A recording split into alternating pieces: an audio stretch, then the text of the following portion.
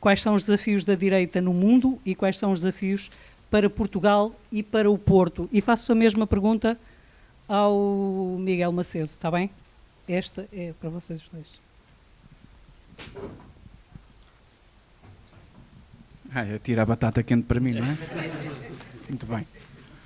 Bom, eu acho, primeiro, boa tarde a todos, muito obrigado pelo convite. Eu acho que nós temos dois desafios essencialmente. Primeiro é entendermos como direita, porque é um aprendizado que temos que fazer. A esquerda já sabe fazer isso há muito tempo. E o segundo é reconquistar todas as barreiras que a esquerda colocou. Essas barreiras, nomeadamente, são as instituições democráticas, ao qual todos nós respeitamos, e como respeito que temos por elas, temos que fazer um combate dentro dos possíveis das linhas da democracia, mas isso não quer dizer que temos que jogar sempre o jogo sujo da esquerda. O primeiro ponto essencial, quando eu falo em entendermos como direita, eu falo isso porque nós temos um espectro político em Portugal que ele vai desde uma direita fofinha àquilo que o jornalismo chama da extrema-direita. Ainda podíamos ir por aí adiante, provavelmente ia acontecer mais alguma coisa. Estes rótulos que nascem, primeiro nas faculdades, por vários académicos ligados aos movimentos de esquerda, e depois pela imprensa, eles têm um poder muito grande de não permitir o diálogo. Simplesmente, se nós cruzarmos com alguém na rua e alguém disser, vai ali alguém, é um ladrão, vai ali um ladrão, nós provavelmente já vamos criar uma ideia daquela pessoa e nem sabemos se é verdade, se é mentira. Então os rótulos têm esse poder, têm o poder de acabar com o discurso, e é isso que é feito através dos rótulos. Eu acho que é um desafio muito grande, principalmente para o Partido Chega, ultrapassar esses rótulos. Porque quando colam o Chega à extrema-direita, tanto a imprensa, eu falo a imprensa não todo, porque nós temos bons jornalistas, mas há uma fatia da imprensa que está interessada nisto, tanto a imprensa como os movimentos académicos, como a militância, eles estão a propagar uma desinformação, primeiro. Segundo, estão a rotular um grupo de pessoas que neste momento são pelo menos 400 mil pessoas, e depois estão a inibir o conhecimento das outras pessoas a esses movimentos, porque as pessoas ficam com medo de se aproximarem da extrema-direita, da direita radical, porque as palavras têm peso, e esse peso ele é muitas vezes consumido no nosso subconsciente como coisas negativas ou positivas, neste caso são negativas. E eu acho que temos que começar por combater esses rótulos que nos querem colar. Eu quando digo que primeiro são ilegais, porque a Constituição portuguesa não permite partidos de extrema-direita ou partidos fascistas em Portugal. Portanto, sempre que em plena televisão algum comentadeiro, e desculpem-me a palavra porque é exatamente isso, nós temos comentadores, alguns de qualidade, e temos comentadeiros, sempre que usam o rótulo da extrema-direita, eles estão a chamar, e desculpem-me a expressão, estúpidos aos nossos juízes do Tribunal Constitucional que legalizaram um partido. O que acontece com isso?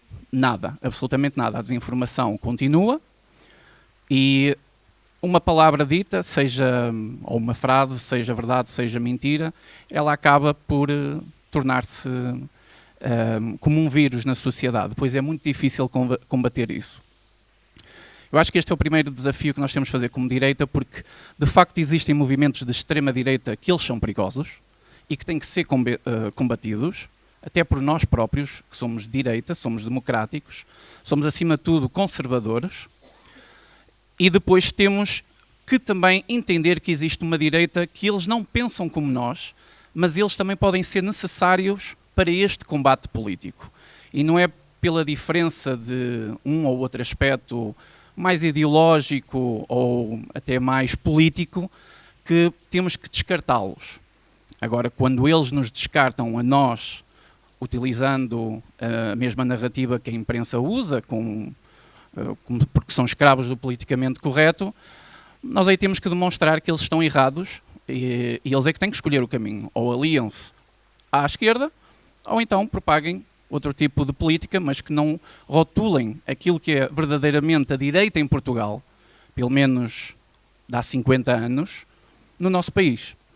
Eu acho que esse entendimento tem que começar a surgir, tem que ser alimentado, mesmo as próprias pessoas têm que entender o que é um movimento de extrema-direita realmente, porque ele existe, o que é um movimento conservador, porque ele existe, o que é uma direita mais social-democrata, que pronto, na sua essência também é marxista, mas isso também não interessa.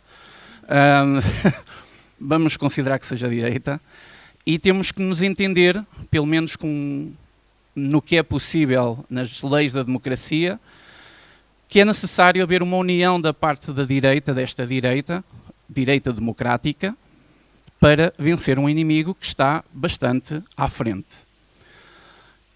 A segunda parte desse problema, e acho que é o maior desafio, é de facto destruir as barreiras que a esquerda criou. E ela criou essas barreiras em 3 instituições fundamentais: no ensino, no jornalismo e na cultura. São os 3 movimentos que são necessários para que um movimento político ou ideológico consiga conquistar uma população. Aquela velha máxima marxista, leninista de conseguir tudo pela força, isso já não funciona. E em Frankfurt perceberam isso e arranjaram uma boa forma de o fazer, que é através das instituições. Vamos criar uma nova narrativa, vamos fazer os cérebros pensarem de outra forma, vamos implementar ideias no subconsciente das pessoas. Isso acontece, por exemplo, muito com a ideologia de género, por isso é que eles querem quase ir buscar os filhos à sala de partos para conseguir manipulá-los. Quase no ventre. Vai com um bocado de sorte, ainda apanham os pais no ato e não, está pronto. Porque da maneira que estão a fazer as coisas é isso que querem. As crianças nada mais são do que um livro por escrever. E quem escrever nele terá o controlo dele. Então vão ser os pais que fazem isso para preparar os seus filhos, ou vai ser a figura do Estado. Então a ideologia de género é uma dessas estratégias, mas existem outras.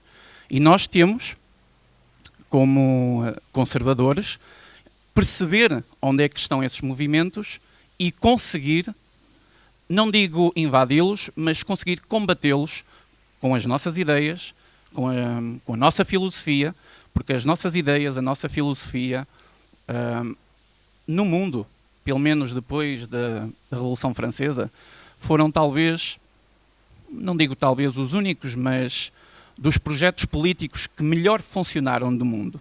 Portanto, nós temos alguma bagagem para conseguir fazer a reconquista deste espaço. Isso tem que começar pelos partidos políticos, como por exemplo o Chega está a fazer um excelente trabalho nesse aspecto, abriu uma porta que estava fechada e temos que aproveitar a abertura dessa porta. Pessoas como eu, que fazem os seus comentários nas redes sociais. As redes sociais são uma ferramenta que vão ser, sem dúvida, o nosso território de batalha, e também filosoficamente, nas universidades, com professores, etc. Tudo isso tem que ser reconquistado e isso vai demorar algum tempo. Para já estamos politicamente a combater, que é o primeiro passo em democracia, ninguém vai fazer aqui um PREC 2.0, portanto isto tem que ser democraticamente, ninguém vai invadir a Assembleia da República e isso é impensável nos dias de hoje. Então temos que fazer as coisas de maneira que elas sejam, primeiro, que tenham resultados, e segundo, que não sejam escritas nos livros como os piores momentos da história, como foi, por exemplo, o PREC depois do 25 de Abril. Eu vou ficar por aqui, que já estou um bocado com a garganta seca.